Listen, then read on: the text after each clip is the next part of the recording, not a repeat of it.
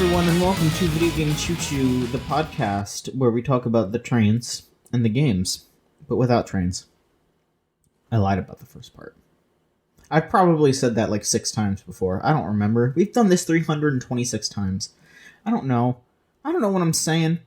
People are going to listen to this and be like, John, you said that already? John, you told this story already? I don't know. I don't remember. I don't remember what I ate. Yeah, but remember, I'm new to the crew, so sometimes I need those stories. Maybe you do. Maybe you do. Folks, it's me, John. I'm hosting, of course. And I am joined this week by Chris. Oh, well, you can call me Christine now, which is really exciting for me to say and tell everyone. Yes, congratulations. I'm very happy that you have, settled on a name. Settled on it. I felt like settled was made it sound a little bad, but okay, settled is good. Yes, I'm glad that you figured out your name, your identity, and yourself. And the more that you are comfortable, the happier I am. It has been an amazing, journey of discovery, if you will. But yeah, Y'all can still call me Chris, but it's short for Christine now instead of Christopher. Sure. Duh. Well, congratulations. Thanks for being here. Great. And thank you for having me once again. Absolutely. So, video games were fucking crazy this week. I completely lost track of everything because I started classes. And, just did not really pay attention to most of that stuff. Because that was just not really my, my priority. But, I still paid some attention, and I did play some games. But, how about you? What did you get up to this week? We can start off with something that you want to talk about. Well, I have been doing the same thing I always do, which is living in Eorzea and playing a whole lot of Final Fantasy XIV. That game has become almost my safe haven, the place I go to feel good and get people interaction in a way. And just, it's such a good time, especially this week, finally getting caught up to Solon and them for Solon streams and being able to join all of them and getting to experience alongside of them the story parts that I love so much that at least for me meant the absolute most for the character I was playing and really me in general as a storyteller. Some of the story beats that they're going through right now are ones where I was literally started crying on his stream just because some of those moments mean so much to me.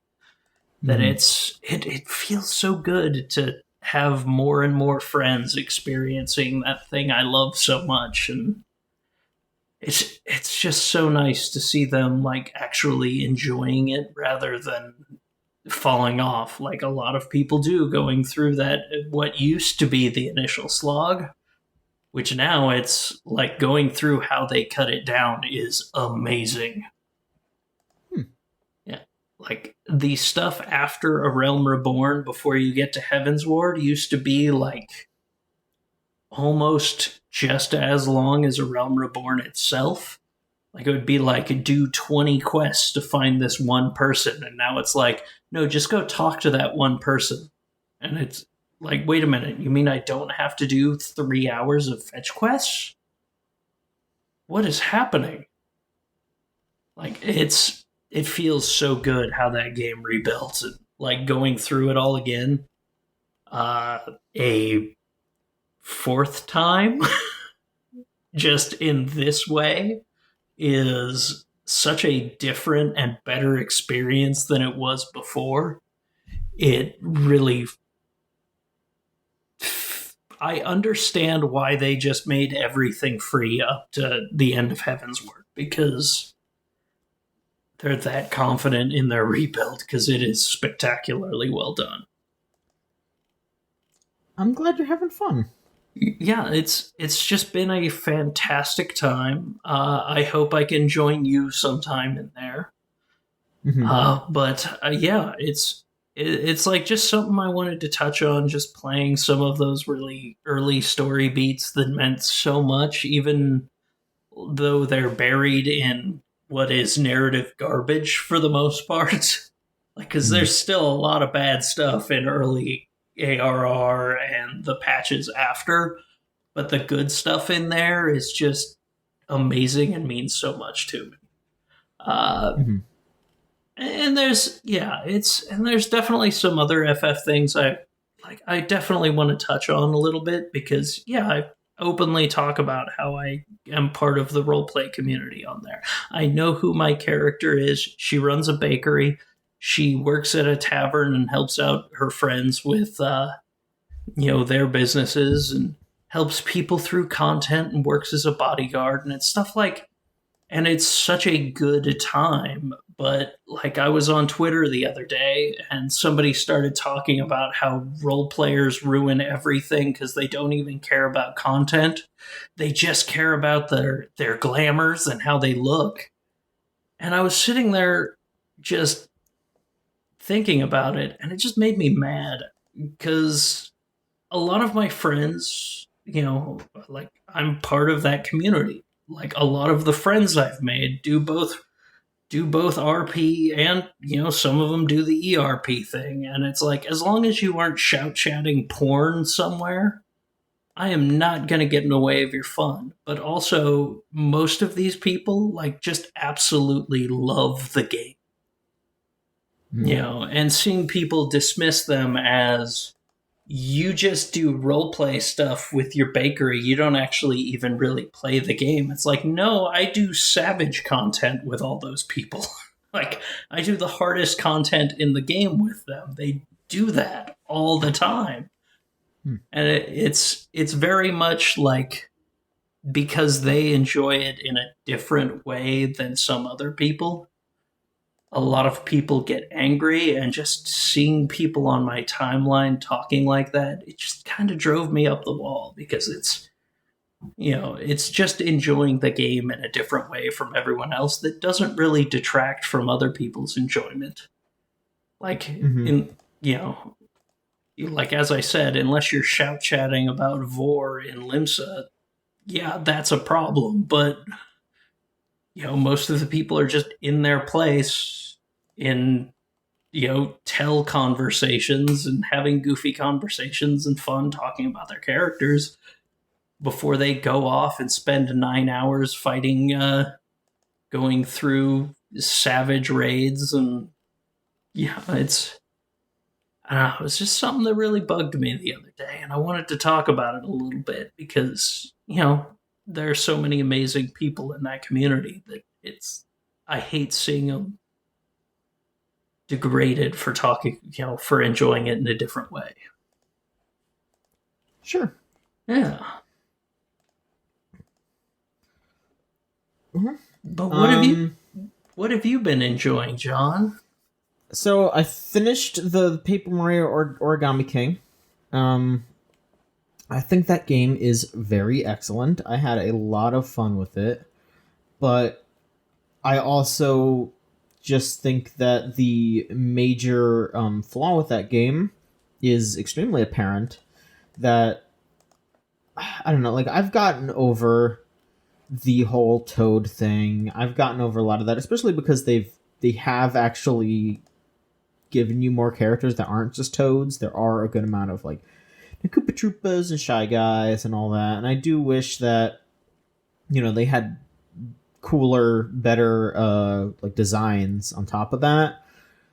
But it's a little different. I'm not that upset about it. But what I continue to be upset about is that there is no characterization to the villains at all in that game. You interact with King Ollie maybe 3 times at most in the Does entire game. does he come out and do cool skateboard tricks or Not at all. He's just a folded little bastard. Um, all the bosses are. I mean, if you've seen the trailers, you would know that they are all like office supplies. Like there's colored pencils and a stapler and scissors and a hole punch. There's a bunch of really fun, interesting designs for the combat based on those designs as well, you know? Because like all of those things, they'll fuck up paper. So you have to figure out how to, you know, keep yourself safe or to repair yourself if you get damaged. But also, you meet those characters right when you fight them. There's nothing before that. There's no build up to the fight. And they have characters, just nothing more than that. Like, they don't give you any chance to get to know them. Like, the Hole Punch loves, like, disco. And they don't elaborate that on that at all. You don't get to know anything about him. There's no jokes about him liking disco. It's just supposed to be, haha, isn't it funny that the Hole Punch likes disco? That's all it is. They don't elaborate on anything for any of the villains. But the rest of the cast is good enough that it's not that big of a deal. Like, you know, I really loved, you know, Olivia, your like sidekick throughout the game. Kamek is in this game quite a bit, and I fucking love Kamek. It's probably my favorite character in Origami King. I also, of course, love Bowser, because Bowser's great in every Mario RPG. But, I mean, I kind of wish he was, like, in your party, because that would have been really good. Yeah. Yeah, we need more Mario RPGs where their characters and story. Yeah, where there are more characters for the villains, that Bowser is around more, as well as his minions, because all of his minions are fun. And I think that they should. They're almost there. They are almost back to that level. But the writing was still just as good as A Thousand Year Door. Like, it was just as funny. I laughed just as much as when I was playing Thousand Year Door. I still need to finish it, and I will. And it has the best soundtrack of this year, like, bar none. Ooh. Yeah, I've been listening to it, like, nonstop since I beat the game. But no, they do need to clean some stuff up, but there's something there. Yeah. There's a lot there, actually, I should say. They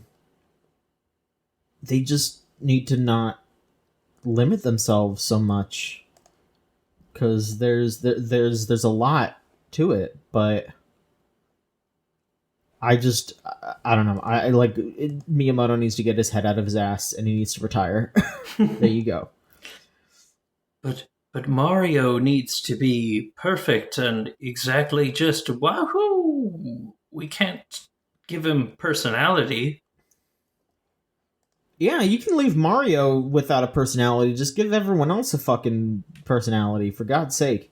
Yeah, like that definitely has felt like is why I skipped on Origami King for a long time. I actually did buy it the other day just because listening to you talk about it every couple of weeks and listening to like a lot of my friends talk about it, where it's just like, this is a good game compared to the last couple. But hearing you say the writing is as good as Thousand Year Door, that fixes my biggest issue with the last ones before this, which were the writing was bad, which is why I didn't care about this one until now. Yeah. I thought the writing was very fun, so I would recommend Origami King to anyone who has a Switch. And then I guess real quick, I'll just mention that I picked up Moon, which is the anti-RPG where you don't hurt anybody. That may sound familiar. It does sound a lot like Undertale, and that's because this game was an inspiration for Undertale. It was released on, I think, the PS1 in Japan, and it never came out outside of Japan. It's a very, very, very weird game. I think the best way that I could describe it is it feels like it's going to break out into a creepypasta at any second. But it totally isn't. It is 100% what it is on this face. It is a game about love and a game about spreading love in a world that is basically your standard action adventure game where you're playing as this like child that has fallen into the world of a video game that he was playing, like a Zelda like game, or more Dragon Quest actually. Yeah, it was more Dragon Quest. And the whole conceit of the game is that it's questioning like, what kind of person would a video game hero be? What kind of person would just like bump into people and, you know, not care about where they're walking and walk into people's homes and take stuff out of their dressers and break pots and all that. And I know that's a very like dated conceit today. You know, everyone's made that joke in a webcomic. You know, that's such a dated joke or reference or whatever. But this is from 1997, so that was kind of a new thought, and they didn't just point it out and laugh in this game. They really thought about it, and they really thought about what that kind of character would, how their actions would impact the world around them, and how, you know, their actions may seem good to them, but perhaps they're not. Like, for example, in the establishing bit, it shows the video game as it is in real life, where, you know, there's a scene where the hero is fighting this like rabid fucked up dog monster, but once you start the game, you see the hero for what he is.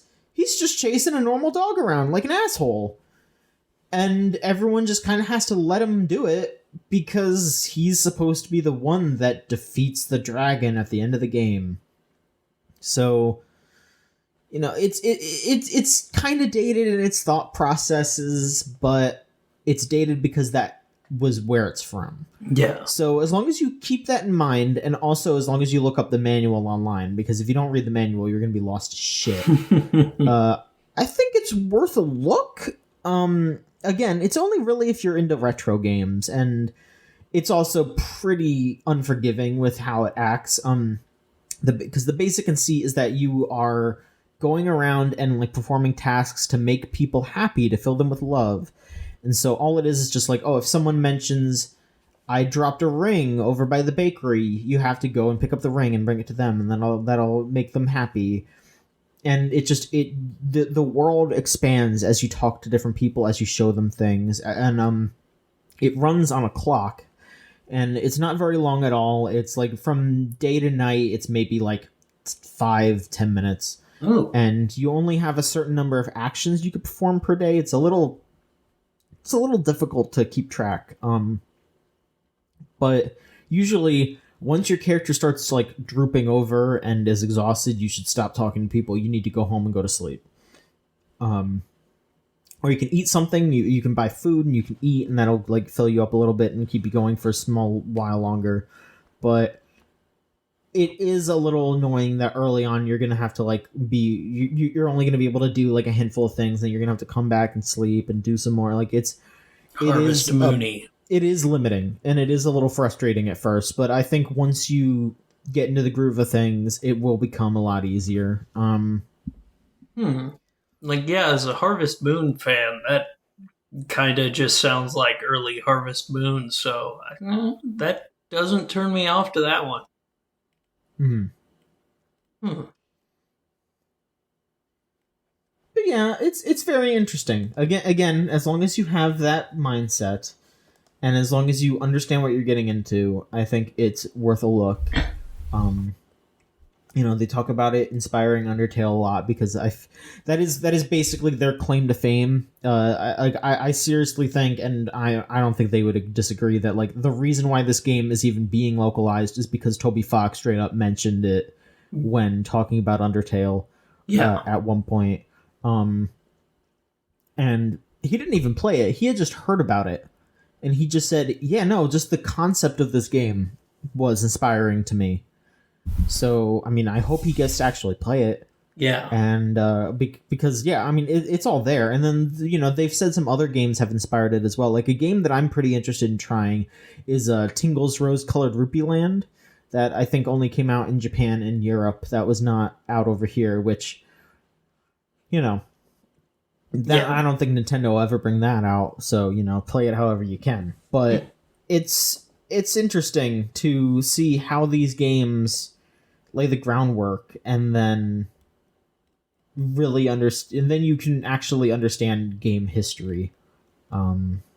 If you actually get to play them. So yeah, that's out on Switch. I don't know if it's coming out anywhere else, but it's on Switch. Yeah. Is there anything else that you would like to talk about? Yeah, I played some more of that Avengers game, and Are you okay?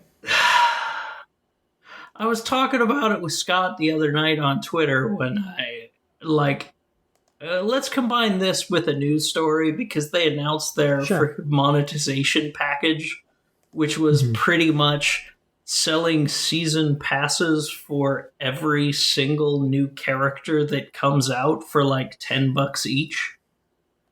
So every character has like the initial 8 or whatever that are coming in the game all have a challenge, challenges to complete to go through your ladder of stuff of unlocks. And yeah, it's $10 a character for each of the new characters that they add to the game, because all the characters are still going to be free. If you just want any cosmetic unlocks or things like that, you have to give them $10. Or if you get a character all the way to level 40, you get 10, of the, you get enough money to buy a pack for one more character of the new characters. But it's like that game is one of those games where you are going to find a character you like more than likely and just never play another one. Because, I know for a fact that I did not like playing certain characters as I played around with all of them. The last couple of weeks in the beta, I put out the effort to play as characters that weren't Kamala. And I just, Iron Man's kind of fun, but for the most part, I just did not enjoy what I was playing from other characters. They all play differently, and that's cool. Like Hulk doesn't run as fast because when you play as him, you're supposed to jump. That's cool, okay? But the game doesn't feel good. If the game felt good, I'd be a lot more excited about it. But it's just mediocre. And now I'm sitting there going, I gotta play through this whole game, don't I? I mean, I'm going to because I'm, comic book loving trash. And I'm morbidly curious to see if it, does open up and get better at higher levels. But it's... Yeah, that's the most mediocre game I've played. It's so... just... It remains 3 out of 5. They made some tweaks between betas and whatnot, but it still does not feel good and sometimes feels incredibly unfair. There were a couple of stages I played where it's just you have to keep one person in the middle, and you can't do those with the AI because the AI is dumb. So you have to have a coordinated team to go, oh, you take out the giant snipers that kill everyone in one hit.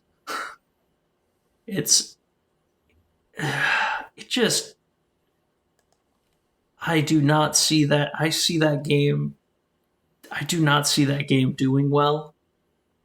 And the more I play of it, the more I am just what have I gotten myself into? I guess you'll all find out when I play through it. Because, it's such a weird thing. Because, honestly, the beta makes me even more morbidly curious about the main game.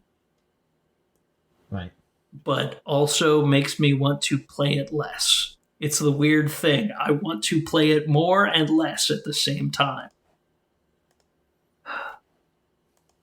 So that's a weird place to be, but you know what? I feel like that's how it is with games these days. It's just Yeah. you take what you can get, you figure out what the hell you're doing, nobody knows. It's just And you play through as much as you can and go. or you drop it because you're fucking done with this shit. That's the thing. If it were like bad, I would probably be getting more enjoyment out of it Mm-hmm. than I would the way it is now. Like, because it's not good, but there's nothing bad enough about it for me to get angry outside of the fact that it's just mediocre. Right. It's such a weird thing. Like, and yet I still want to see what the final game is. Mm-hmm. Yeah, yeah. Yeah. So we got a lot of news. We do. I think that's pretty much going to be the rest of the show. I guess. So let's see here.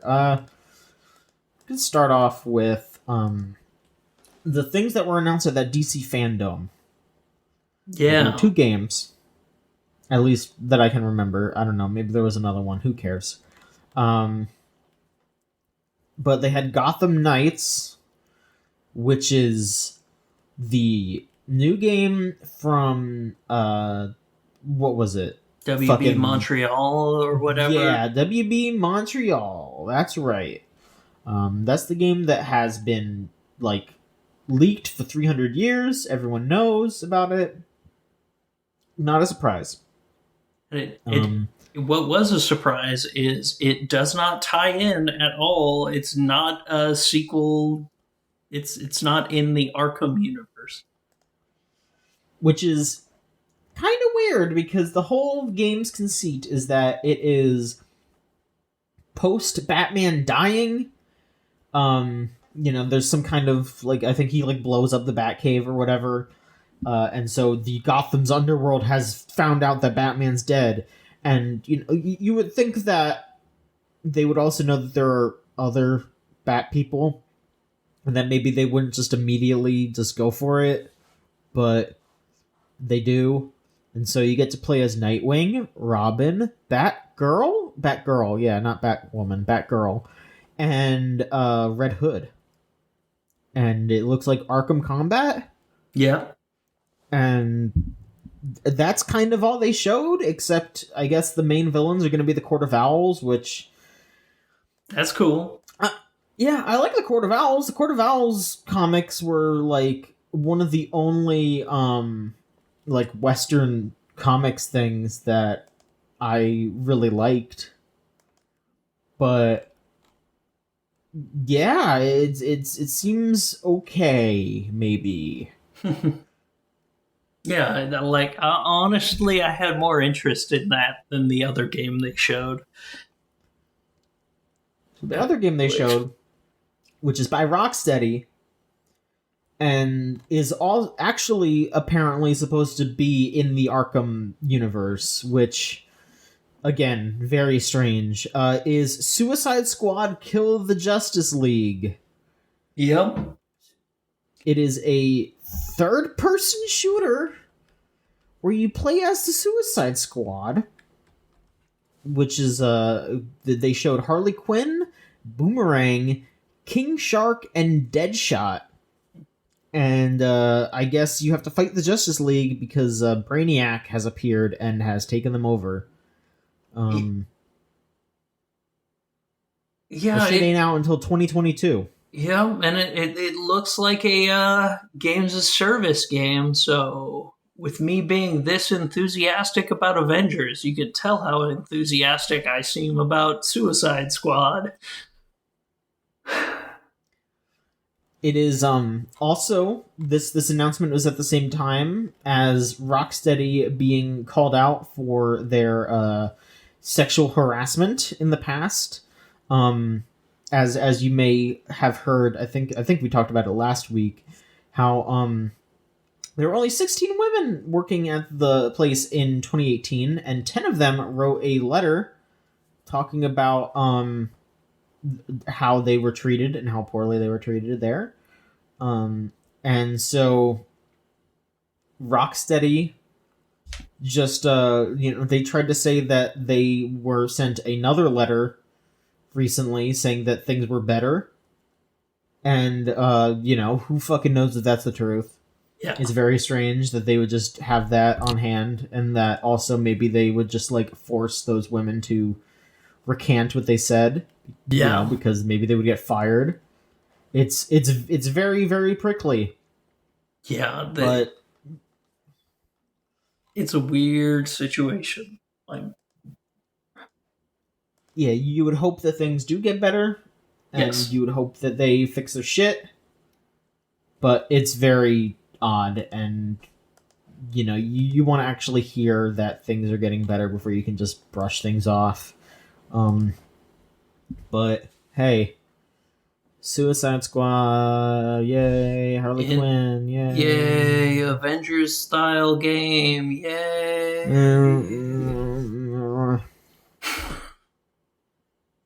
I don't want to play it. I don't either. I don't want to play either of these games, honestly.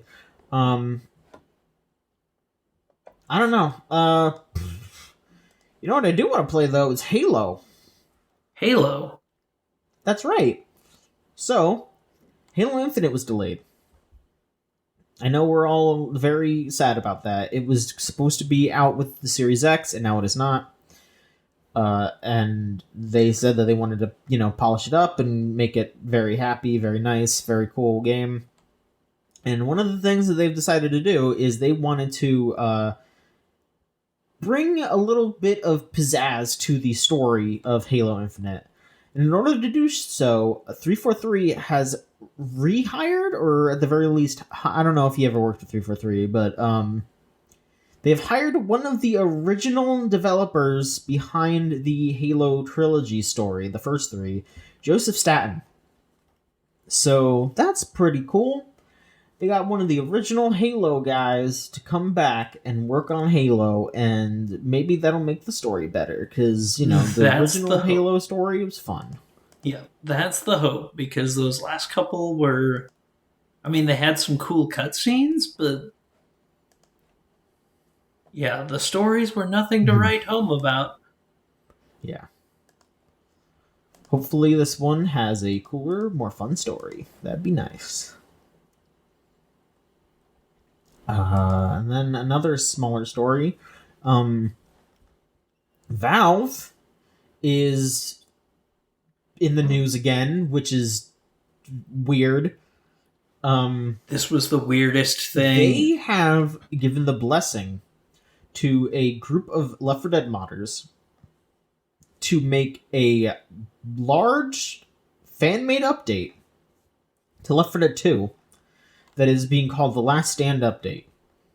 The first thing that they are doing is they are going to be adding the Last Stand map, which was the only thing that was purely available in the original Left 4 Dead.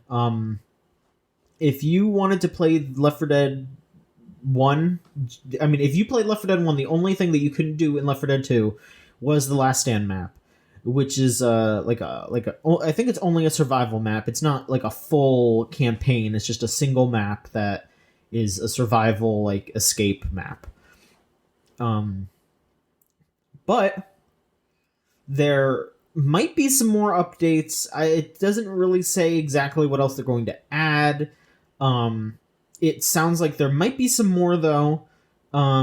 The last thing that was updated like that was the Left 4 Dead 2 Cold Stream update, which was pretty much the same thing. They had a community update that was even added to the 360 version, which, that's pretty cool. It doesn't really say that this is going to be something that maybe they're paid for or anything like that, but who knows? Maybe they, maybe at the very least, Valve is giving them more attention. And making this somewhat official.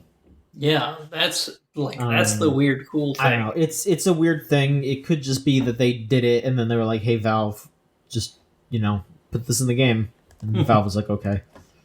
I don't know. We'll never know. But what I do know is that it's nice that, hey, Left 4 Dead 2, that's happening. Good game. Again. I kind of wish Left 4 Dead 3 was something that happened, because I love Left 4 Dead. Same. But, if this is an excuse to play some Left 4 Dead 2 with some friends, that's a good time. Yeah, it is. We'll find out more about that later. Maybe there will be something else new. Here's hoping. Be fun to jump back about Left 4 Dead. I'm one of those weird people who I like Left 4 Dead 1 more than I like Left 4 Dead 2. I feel like I just liked the cast of 1 more than 2, as well as just... It was a little... I don't want to say more simple, but for some reason the first one felt a little better to me than the second did. But it's still like... Yeah, I love those games. Playing those games with friends is so much fun. Especially... I was legit obsessed with Left 4 Dead 2 when I was younger. I went nuts for that game. Like, especially when you get to zombie mode and are just, hey, I'm going to kill my friends. Like, that was always a ton of fun, and why I wanted to like games like Evolve that I never liked. I like Dead by Daylight, games like that I keep trying and not liking. Like, Left 4 Dead nailed that. Yeah, it was so well polished, and it was the thing that Valve did the best back when they were actually making games, is they made sure the game was as polished as possible and had a whole lot of personality. So, hey, more Left 4 Dead. I wonder if there's going to be new lines of dialogue or anything like that. That would be really wild if they brought back, the characters to do some new dialogue or something. That would be really wild. But then I also hope that they would continue to update their other games, because I feel like Half-Life Alyx really lit a fire under Valve's ass. So I would like to see Team Fortress 2 get an update. I would love to see them make sequels. I would love to see another Left 4 Dead, another Portal, another Team Fortress even. I mean, I don't think they would ever do Team Fortress 3, but I would love to see maybe a spin-off game. Half-Life 2, Episode 3. Ha! No. But just anything. I would love to see more from Valve. I know that we talk a lot of shit about Valve because they do deserve it. They are very monopolistic, and that is a problem. But the games are fucking good too. Yeah, they are. All right, I'm gonna step aside for a second and let you go for it. Oh God. So there's a good chance. I'm glad I don't have to explain myself. There's a good chance I'm gonna cry again here. Especially with the beautiful news that not only every single person who orders a physical copy of Aiden Chronicle here in the last 20 hours of the campaign, every single person that ordered a physical copy of it as part of their thing, they are doing one of those flip covers, and the artist is drawing a bad US box art style art box cover art for it. So if you remember the US cover of the original Suikoden, it's the weirdest, who the hell even are these people? The community is still debating what characters are supposed to be what. They're your friends.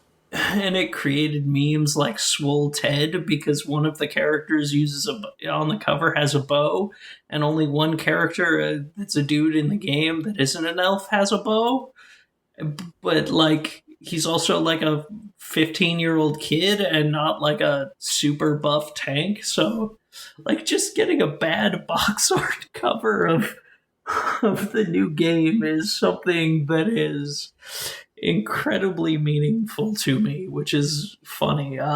Like they've hit character stretch goals to the point where they're going to be not 108 characters, but 110 of them. And they're doing legitimate like community votes on like different character designs for those characters and things like that, where it's, oh hey, what do you want the vampire to look like?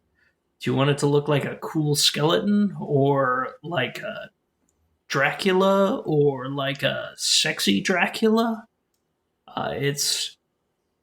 It's just been so nice to watch this over the last few weeks, where it was like, oh, a week ago it was stuck in the 2.5 million range. And I'm like, okay, I'm still happy with what we're getting. We've got a top battle mini game, so Beyblade, let her rip. They got their full orchestra. They're adding party conversations and a detective agency, except this time it's a psychic detective agency, so I'm expecting them to do some really dumb stuff. Oh god, it's just like everything I would want from a Suikoden keeps happening. Racing mini games, hot springs, just they hit every goal they wanted. They're doing a Pokemon style monster capturing and raising nice mini game thing. It's like all these things they added, are adding for it that are, that were stretch goals. And it's like, yeah, with this extra money, we can, have more staff to develop these aspects out more rather than just being on the design dock. And it's so nice to see, like everything from here on out until the end of the campaign is like DLC, extra DLC stories and things like that. And I'm just hoping they make all their stretch goals. But right now it's been such an incredible thing to watch and see just a community rally around something that we've all wanted for so long. And like the just as they build out their systems and stuff, they've got full fight battles, fights on there, more music that they've shared, which is phenomenal. And just it's such a great thing to see. Like I've been beside myself looking at just how well this has gone and how they've been like how super appreciate they've been using their platform as being the current hot Kickstarter in games, that every single one of their public updates, they're like, here's another game you should back. And things like that. Sure. Here's another game we found interesting that you should support. And it's saying, hey, we're doing well, but also take a look at these other small groups that are making things. And it's just like it's really nice to see like these people just using their position to say fuck Konami, but also hey, help out all these fun cool people as well. And there's a day left in the campaign. It's made like 1.25 million in the last week. So it went from, oh, it's stuck and frozen, and I don't know if we're going to make all these stretch goals, to, oh, it's made so many of them, and I'm like watching it build and just hearing the developers talk and do interviews about how, working on this has renewed their passion for games instead of having what they have owned by, Konami. Mm-hmm. It's just so nice to see everything where working as well as it is, people rallying around it, and it coming up on the end now where it's sitting there. It made $4 million on Kickstarter, and like I can't help but like feel an incredible amount of emotion, especially just the way all their updates talk about how much they love working on stuff like this, but also talk around the fact that they are like, this is something we're incredibly passionate about, and not having it owned by the company and owning it ourselves means the fans can continue to get what they want. And it's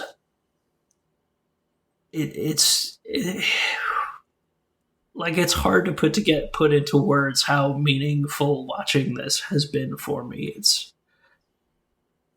just, it's such a beautiful thing, and I would highly recommend like just going to the updates page of the Kickstarter and watching some of the interviews with creators and stuff like that they've put out. It's like, I know this podcast is going up after the thing has ended. It'll have been successfully funded. It may make it all the way. They're going to be doing a long live stream, and I'm going to stay up and not sleep on Saturday night so that I can watch the whole thing because they're in Japan. But it's one of those things that means so much to me, that seeing it do this well is... That's good. There aren't words, man. There aren't words. I'm glad you had fun. I'm glad that you will have fun when it comes out. I will when it comes out in 2021, 2022. That's really not that far away. It's not. No. It's a little scary to say that, but it's still true. Yeah. Yeah, it's wild to say that. Mm-hmm. But yeah, it's just been fun to watch, and I can't wait to see where it ends. Well, it's going to end well, it seems like, so that's good. Yeah. All right. So there were 2 other events this week. I can't believe how many fucking events there were. Oh my god. Jesus Christ. So we had a Gamescom opening night event with Jeff Keighley, and Rose did a live tweet of it. I'm just gonna kind of skip around because there's just so much shit. I'm not gonna land on anything too heavy. They showed more Scarlet Nexus. Sure. That game looks pretty interesting. Yeah, it'll probably be fine. They showed the first gamer car for gamers. It was by gamers and for gamers, and it looks like I don't know what it looks like. It doesn't look good. It looks like that fucking truck Elon Musk brought out a couple of years ago. Except maybe worse. Months ago. That was not a couple of years ago. That was a few months ago. Holy shit. Yep. I saw that tweet and I just could not stop laughing. Yeah, it's fucked up. I don't know what the hell they're doing. But I think Ford should send me a review code for one. I want to drive around in the shitty car, and I want to die in this car. Yep. Got Dirt 5. That's something. Hell yeah. I don't know. Let's see here. Call of Duty Black Ops Cold War is something that's coming out this year, and it looks like dog shit. It looks real bad. The only good thing to come out of that trailer is people photoshopping press F to sell guns to Iran over Reagan's face. It just looks like extreme anti-socialist propaganda at a time where the more and more people are leaning left, and it seems pretty bad. It seems like a good way to get a bunch of kids to hate leftism just because they were told it was bad by Call of Duty. Yep. So, try talking to your little brothers and sisters, etc. That Ronald Reagan was a piece of shit, and we're all glad he's dead. We got the Doom Eternal DLC. That's happening. That story DLC. That story. Like with how they messed up the first game, that actually surprised me because I wasn't paying much attention to Doom Eternal and their DLC packs. But well, there's gonna be that, and I think that's in October. Yeah. They showed a bunch of Dragon Age 4 concept art. They were like, "We're making another Dragon Age." Sure. I mean, cool. I don't know. The art looked rad. I don't have any. I was a Mass Effect person, and even then, they killed Mass Effect. So, I don't know. I tried Dragon Age and I didn't like it. They had fucking Surgeon Simulator with what's his name? The guy who played Doc Brown. I'm forgetting his name. I'm sorry. Christopher Lloyd. Yeah. Yes. There's a new Sam & Max game, but it's VR. Ooh. So, I'm not going to play it. They talked about World of Warcraft. Okay. You're going to the underworld or whatever. Woo. Sure. They had Crash Bandicoot, which the one thing that they announced were flashback levels, which I think are just like old levels that you can play from the older games. You unlock those by like doing no hit runs. So I don't know if that's supposed to be like don't get hit or if you don't kill anything. I don't know. Little Nightmares 2. Sure. I'm scrolling.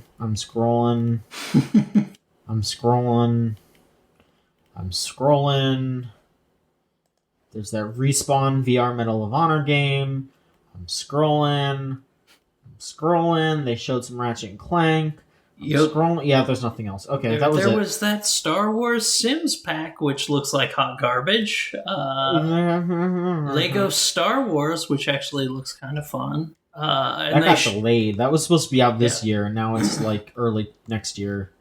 They showed the single player to the, hey, you get to be Wedge Antilles or hang out with Wedge from Final Fantasy in Star Wars Land, which is cool. Oh yeah, and don't forget Season 2 of Fall Guys. I didn't forget. I ignored it. Yeah, you could hear the smarm in my voice. I enjoy Fall Guys, but y'all, it's been like 2 weeks. You're already announcing a Season 2. They got to get their money now because they know that people are going to get bored of it in another month. Which is depressing in its own way.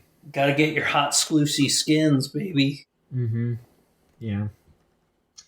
And then there was the Nintendo Direct Mini. That was a partner showcase. Wait, what? So, look. I am trying desperately to not be one of those guys. I really am. But I keep having fucking dreams about No More Heroes and Smash Brothers. I need this to quell my fucking mind at night. Nintendo, don't do it for me. Do it for my fucking subconscious. I just give me Mr. 51 Suda. Mr. 50. Can I call you Suda? Mr. 51. Please. That's all. But the partner showcase did show some stuff. Just Dance is just happening, which the biggest news about this, I would say, is that there's no Wii version. They finally retired the Wii version of Just Dance. That's wild. Mm-hmm. I thought that was going to be coming out for another 20 years. Well, not on the Wii. It's going to be on everything else. It's coming out on the Wii U? I think they also stopped doing that. Oh. Which, is pretty funny. World of Tanks is going to be on Switch. I don't sure. What about World of Warplanes? Not yet.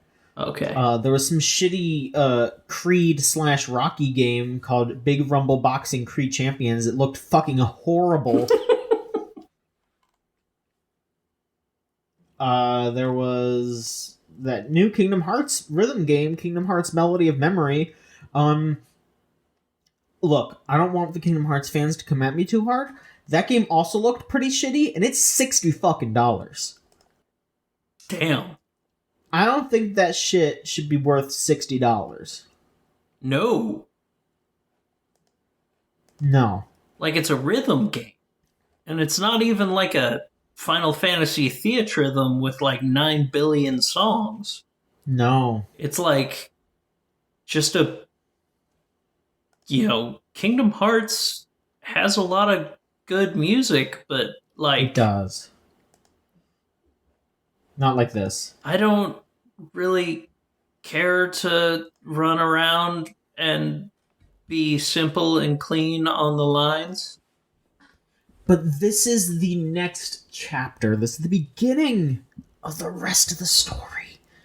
This is the one about Kairi. You get to learn about Kairi. She gets to be in the shitty rhythm game. She gets to do something before probably being shuffled to the side 3/4 the way through the game so she can be rescued by everyone else. Yeah. They showed Fuser from Harmonix. That made no sense. I have no idea what the fuck that was. They didn't explain what kind of game it was, and it looked just like nothing. Yeah. I don't know. Like, I think it's like a DJ game. Kind of where you seems like fuse some kind of tracks DJ game together to DJ stuff, but... They just kept saying that you give your friends emoji props, and I was like, please shut up. Yo, play our new game. We have emojis. You know what else has emojis? My phone. What? That's it. You mean I don't have to just type smiley face emoji?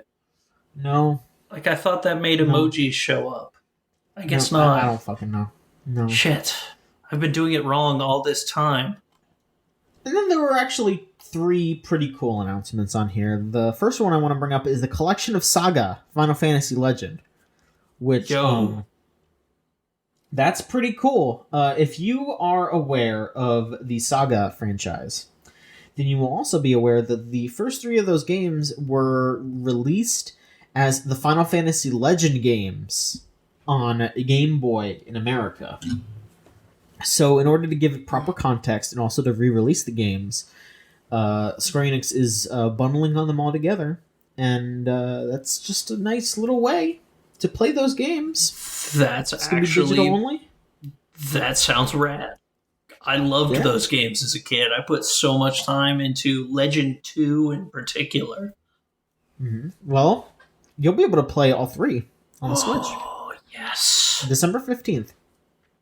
That's pretty cool. Yeah. Like, is it still going to be the Game Boy sprites and everything, or? It's not it's just going to be a collection of the ROMs. Hell yes. And they also said that there will be a high-speed mode and other little features to make it easier to play. And there's also a special anniversary song, which, you could just, listen to that on YouTube or something, but that's still nice. Yeah, that's the next thing... awesome. The next cool thing was Taiko no Tatsujin Rhythmic Adventure Pack, which were 2 Taiko no Tatsujin games that are RPGs, where you're playing Taiko, you're doing the drums, and you're also doing an RPG at the same time. Which, that's pretty wild. You get to, catch monsters and do RPG stuff, and that's just a really neat little thing. And I also saw that they are selling the drum on Bandai Namco's website for $70, which is a lot of money. But having that drum... if you're going to play a lot of Taiko, that's probably worth it. I just ordered the drum because playing that game with Joy-Cons sucks. I will say, if you want an alternative that maybe is a little bit better, at least on your wallet. I don't know, because the price spikes and fluctuates. If you have and also this is only if you already have the GameCube adapter. If you have that GameCube adapter for the Wii U and the Switch, where you can use that to play, with the GameCube controller. Yeah. If you have that, you can hook in the Donkey Kong bongos and use those pretty well with Taiko no Tatsujin. Ooh. Like, you can just have it be like left blue, right orange, and both like on the sides or something like that. It works. You can just remap the controls and it works. So, hey, if you see those Donkey Kong bongos for cheap and you already have because those GameCube adapters are probably pretty expensive by now, but if you already have those, just try to find the Donkey Kong bongos, I would say. Yeah, most definitely gonna. Well, I already ordered one of the drum set because Andre and I like to play it. You probably don't need to, but that's just something to consider. And the last thing that I will mention that is really cool and is probably the thing that I'm the most excited about is they announced Puyo Puyo Tetris 2. Yo! They brought everything back, all the old modes and stuff, but there's a new skill battle mode that will give you skills like in Tetris Battle Gaiden. And you also get item cards that you can equip to your characters to make you stronger and to use effects. There's going to be a new adventure mode, which I guess means that there's going to be another story mode. I don't know if it's going to be like a reboot or whatever, because it seems like the characters don't remember each other, which is a little sad, because the story mode from the first game was cute, and I want to see all my friends again. All our buds. Yeah, I want to see Arl, and I want to see... I love that game so much. Yeah. Yes, that's December 8th. Damn. That's soon. That's not long. December is a big month for me on the Switch, I guess, with Saga and that. Hell yes. Yeah. Mm-hmm. And that's it, I guess. Yeah. That's it. We can move on to questions now. Let's do it. All right. If you want to send me a question, go to videogamechoochoo.tumblr.com/ask. And then you'll sound just like these folks right here. Skullcastle number 4 actually sent us a question last week and we didn't get to read it. And so let's answer that one and then we'll answer their newer one. Video games. We get it. Push button, make person jump. What I want to know is, have the Chooch crew read any good books lately? Have you read any good books lately? Well, not lately. Most of my reading has been editing comic books, so I've read a lot of good scripts. Sure. Yeah, that's... Which ones? Anything you can talk about? No. That's the fun part of doing this job. Where like half the stuff I am talking about is like, NDAs are fun. I gotcha. Can't even update my portfolio. Mm-hmm. But yeah, what have you been reading? Anything good, John? I have been. It's been slow reading, but I'm about 100 pages away from being done with the book called The Player of Games, which is it's a book by, let me make sure that I'm getting there, Ian M. Banks is the author. It's a book about a universe-renowned games player named Jirano Morat Gurge, who gets wrapped up in a big adventure to play a game in an empire in a pretty barbaric world where it's pretty much how we are today, where there's the haves and have-nots. And it's just interesting to see that like Gurge's world where he lives, where him and his compatriots live, it's pretty much like the utopia that we all should be striving for, where like everyone's needs are met and everything is safe and sound, and they've figured out like, oh hey, if you just get your arm chopped off, we can grow it back for you. It's not that big of a deal. And people can just be who they want, do what they want. Like there's multiple, like you're in that society, you're considered weird if you don't have a sex change every few years. And it's just like, it's just something you do just to do something different. And it's just interesting to have this like utopic society kind of up against the harshness of pretty much our reality, but also about how games are played and the importance of games and the importance of play as a concept to society, to any society. Like we take a lot of pride in a lot of different games, not just video games, board games, but like sports and chess and poker and any other kind of game that you can think of. They're all very important in their own ways. So it's just something to think about as you're reading this book, and it's important to think about how these worlds are, how these characters are. And it's interesting because Gurge is definitely not like a good person. He's not bad, but he causes his own problems and he's very up his own ass, and he doesn't really get to see people. He doesn't really get to understand. Like the part that I'm reading right now is like Gurge, like it's him leaving the whole like the glitzy side of the planet that he has been living around, and he is just like walking around and seeing the homeless, the dying, the sick that the Empire doesn't want him to see, doesn't want to get to report back to the council. And it's interesting to see how it's interesting to think about how we could be if we all really worked together and wanted to help each other, and weren't so focused on having to survive. Yeah. I like it quite a bit. Again, I do need to finish it, but I'd recommend it to pretty much anybody. I think it's super neat. Might have to pick it up. Yeah.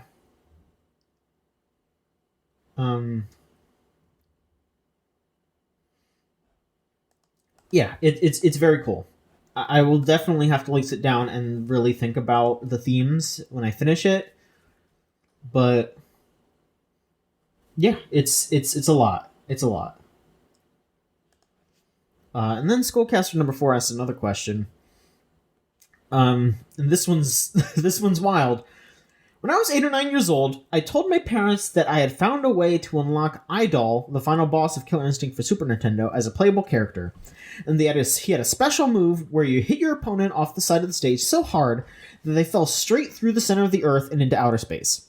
This was, of course, completely false, but I justified my lie with the fact that neither of my parents actually played or cared about Killer Instinct, and so I would never be caught.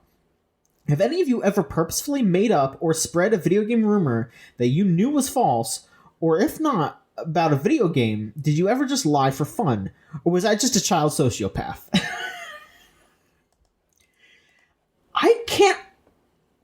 I can't think of anything that I did on that level.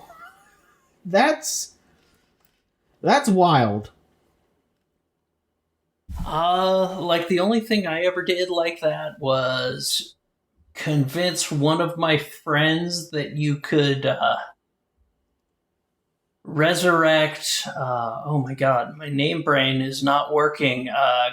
General Final Fantasy 3/6, guy that dies about midway through the opening world. I convinced him that you could bring him back to life. And he spent probably about 20 hours trying to figure out all the steps I told him you had to go through to do it. Before I finally felt bad enough that I told him, yeah, I've been fucking with you the whole time. You should... Because he wasn't a person that was, I'm old and had the internet, and he did not. Because back in those days, not everyone had the internet. Internet wasn't this ubiquitous thing, so he couldn't look up the fact that I was lying to him through my teeth, and now I think back on it, and I feel like a bit of a jerk. That's wild. That is wild. It was the original Aerith. Yeah, for real.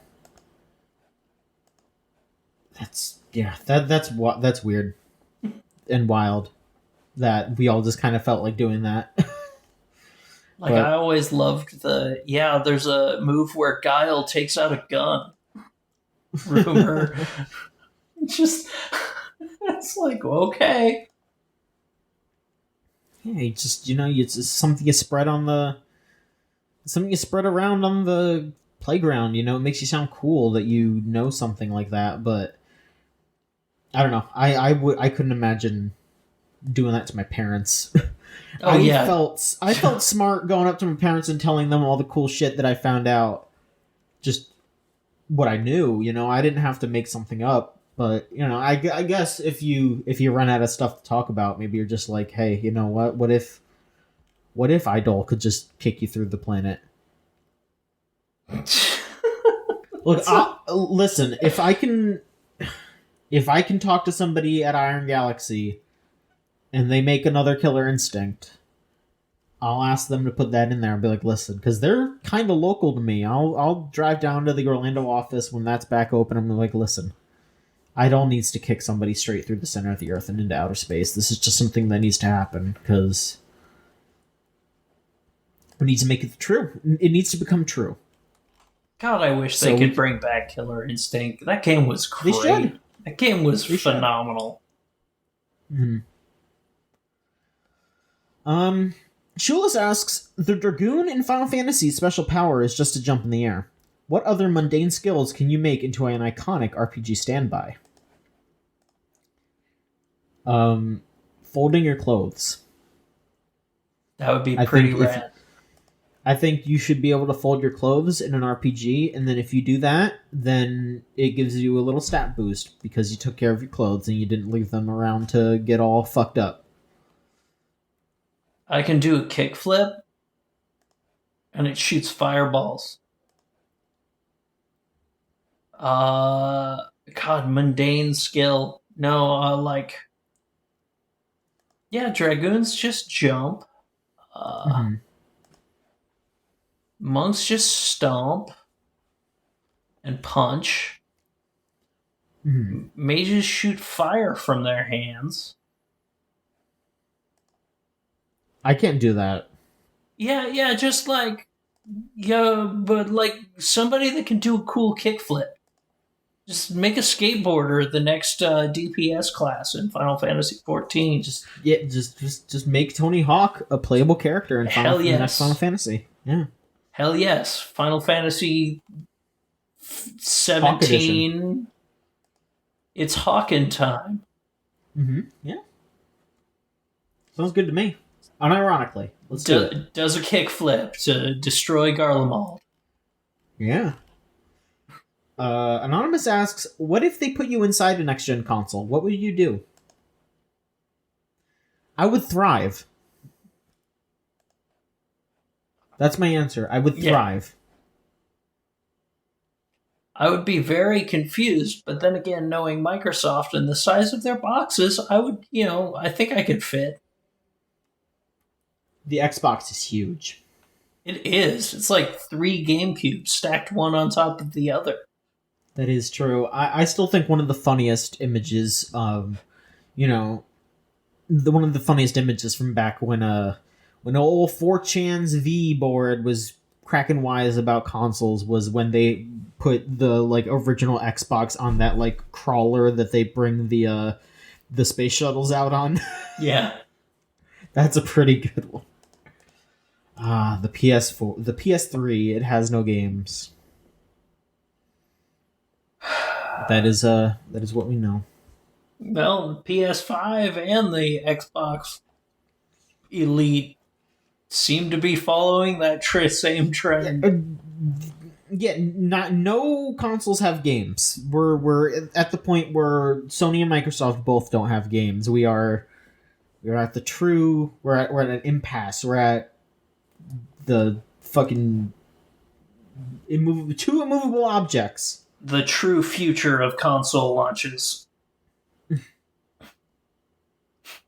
how you do it. No games. Just no buy games. the boxes and look at them. No games, just backwards compatibility. Actually, I'm okay with that. Yeah, I kind of am too. Like, I mean, my ass is going to be buying one of those fancy Game Boys when Analog makes them available again. So, yes. yeah. Just make it better. Make backwards compatibility better, and I'll pay for it. Maybe not $500, but yes. I mean, I'm down to pay $500 if it does everything I'd want it to do. Yeah, like I've spent $500 on more worthless stuff. Mm-hmm. So,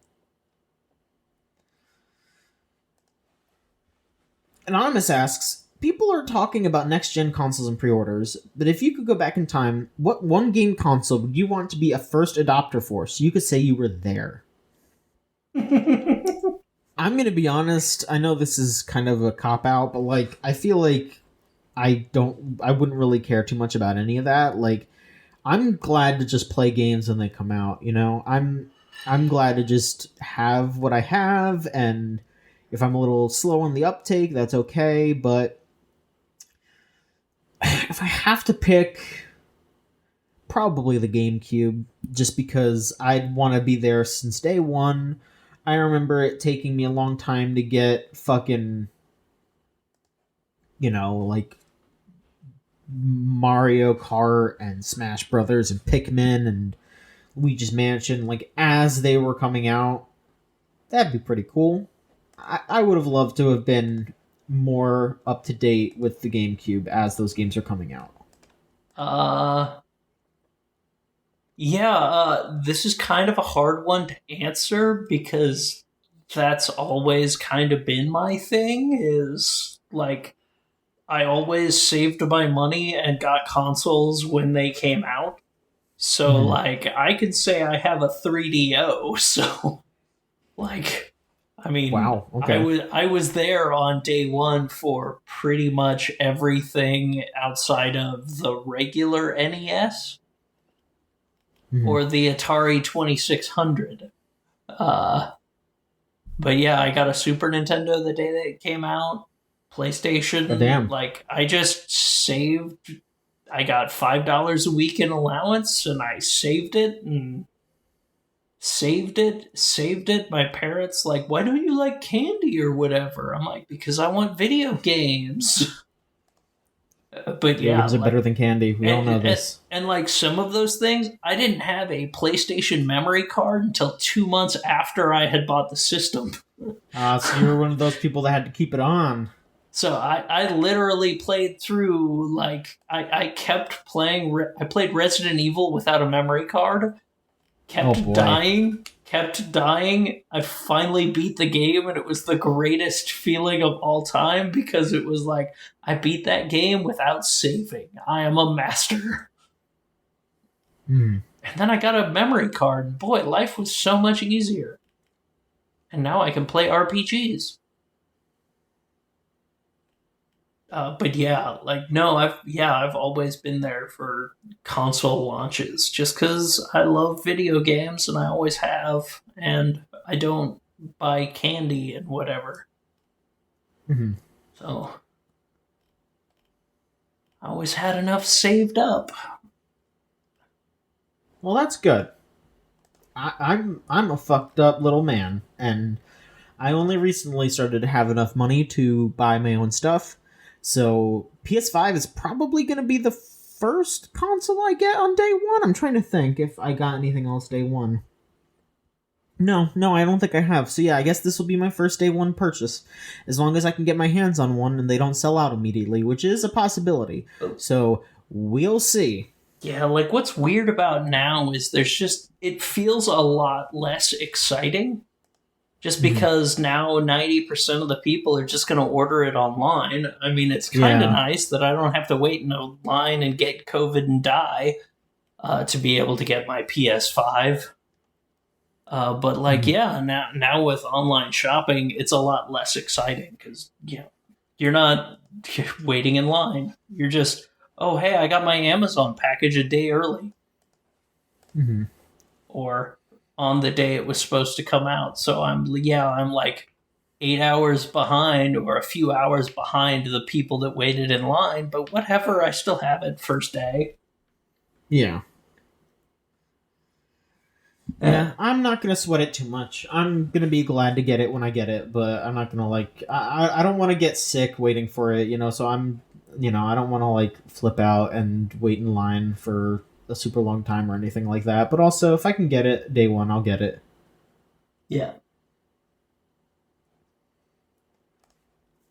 Let's see. Okay, so we have two questions about cards, and that's all we have. Um, so I'm sorry everybody for subjecting you to card talk, but I'm gonna round the show off with that. Um, Wormghoul asks, do card games like Yu-Gi-Oh! Effectively translate to the digital medium, or is there something inherently lost from the lack of in-person interaction? So I think this kind of came up because I was talking about playing Legacy the Duelist on Switch. Yeah.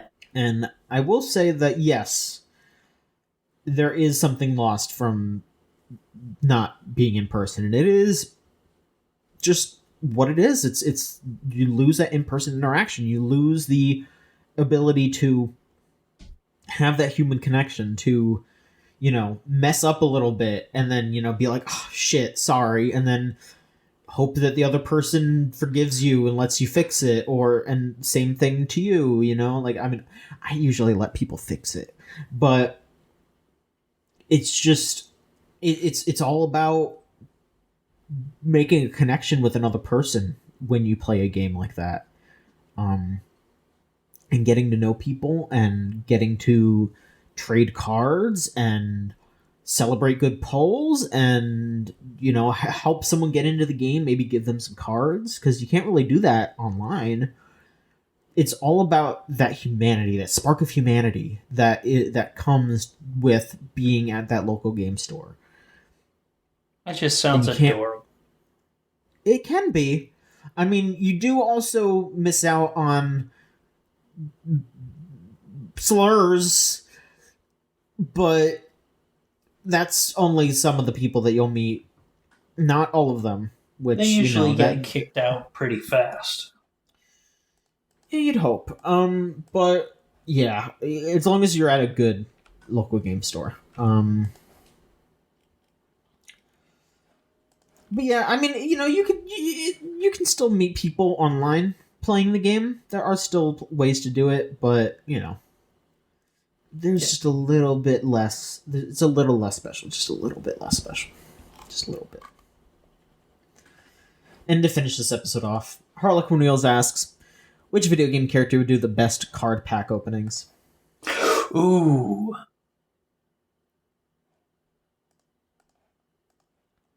Who, in your Ooh. opinion, would do the best? Oh wow. This is a good one. Uh who could I see myself watching on YouTube opening packs is a better question. Uh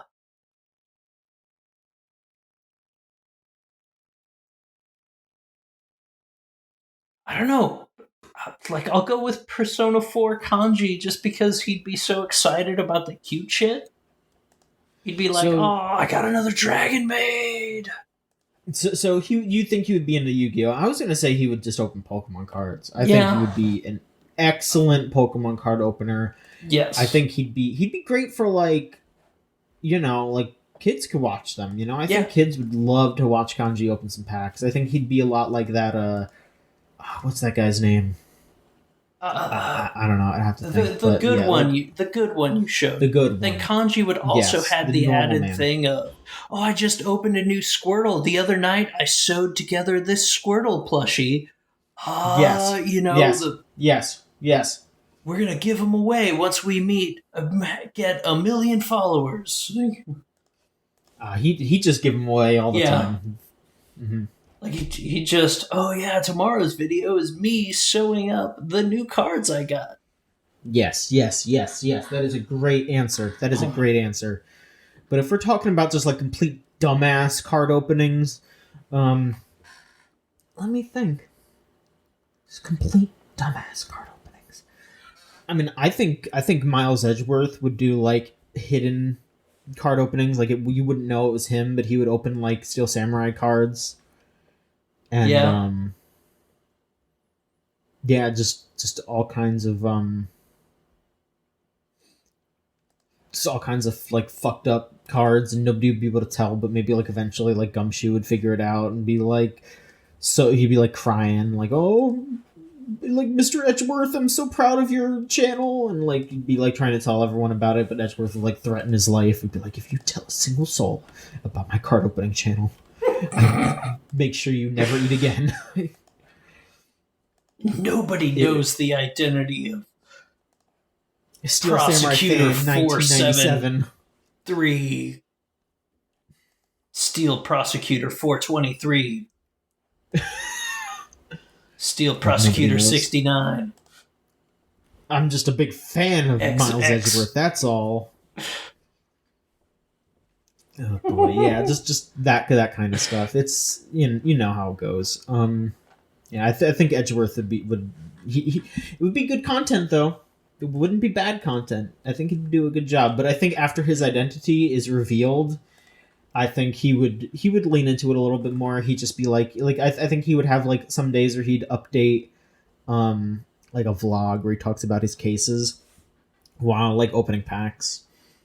And then, maybe he'd have some episodes where, like, Phoenix is on there, too, and he's trying to teach Phoenix how to play the game, and it's just going completely over Phoenix's head. That is the kind of shit I want to see. That sounds... Just make that the next Phoenix Wright game. Just Miles Edgeworth teaches Phoenix and Maya how to play Yu-Gi-Oh! Maya would get into it easy. She'd probably already be into it, but Phoenix would be... She's probably how they find out. Edgy? Probably, yeah. Yeah, they run into each other at a tournament, and just he's like flipping out about it. It's like, I have a case. I'm undercover. Researching cards. There was a murder here last week. Yeah. Oh my god, you have all the dragon... I mean, You have to trade me for your Steel Samurai Hollow. I don't know. But yeah, that's my choice. But that's it for this week's show. Yay! Is there anything else you want to shout out before we end? Look, I got a Final Fantasy wedding to get to in like 30 minutes, so this is perfect recording time. Yeah, you should go ahead and get ready for that because, damn, it's worth the podcast. Mm-hmm. Yeah. Nope, I got nothing else to promote. It's time to close this show down. No? Not even your Twitter and all that? Oh yeah, I guess I do. But yes, you do have things. we're doing that before this is the Video Game Choo Choo podcast thing, I guess. Yeah, it is. This is the Video Game Choo Choo podcast. It up. Promote your shit. Promote your shit. You can find me on Twitter at Judgment Scythe. I'm sometimes professional and sometimes I just shitpost about Final Fantasy XIV. It depends yeah. on the day you want. You can find me on Twitch at twitch.tv/Chikatsu-star, and I should probably change that to Judgment Sight too, but I've been lazy. Yeah, that's it for me. I'm John at JOHN_MICHONSKI. That's all you can find me at, because everything else I do is for Chooch. But of course, if you want to see more Chooch stuff, you can go to videogamechoochoo.tumblr. No, not fuck. Hang on. But if you want to see more Chooch stuff, you can go to videogamechoochoo.tumblr.com. No, fuck. Okay, last time. But if you want to see more Chooch stuff, you can go to videogamechoochoo.com, where you can see all the stuff that we're posting, like reviews, news, videos, trivia, sports, and weather. Some of those are not on the site yet, but we'll see. If you all want the weather, maybe we can give you the weather. I don't know. We also have a Twitter account at VGCC. We have our Tumblr, videogamechoochoo.tumblr.com. We have our YouTube channel, which is just youtube.com/videogamechoochoo. We have our Twitch, twitch.tv/VGCC. We have our Discord server, thegamezone.zone. You type that into your web browser and it'll bring you straight there. You can hang out with me and Chris and everybody else. We're all in there and you can just say hey whenever the fuck. Except when I'm asleep, because I'm not going to answer when I'm asleep. I might, because I don't sleep. I do. I absolutely do. I'm jealous. Mm-hmm.